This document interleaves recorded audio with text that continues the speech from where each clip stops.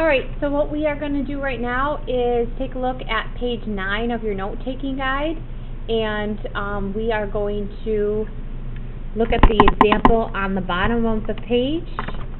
So this is a parabola. Something interesting though. What happens when I have an inequality symbol there?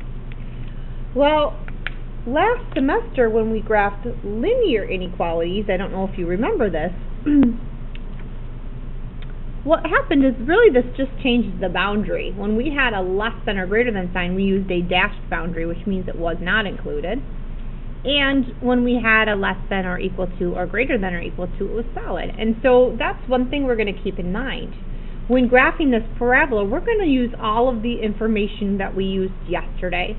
But because this is a less than, we are simply going to make our parabola be dashed instead.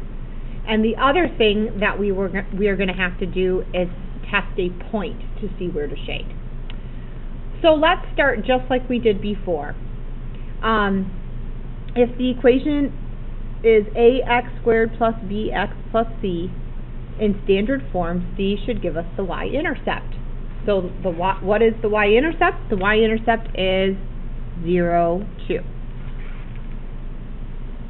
And looking at the front of the equation, we see that a is -3.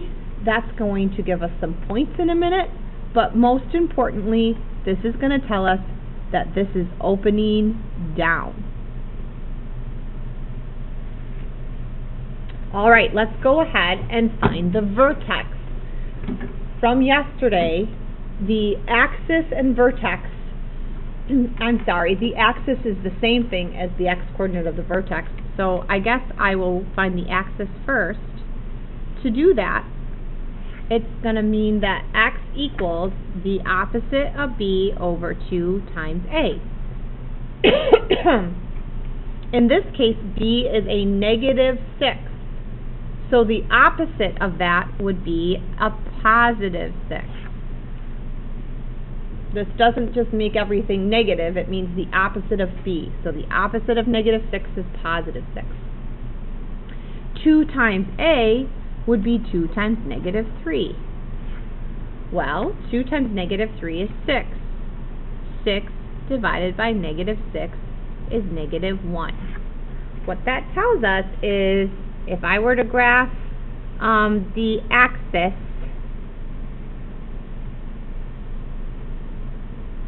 it's going to be going through x is -1.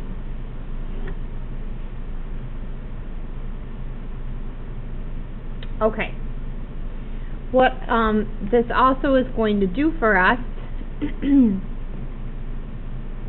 is give us the x-coordinate of the vertex.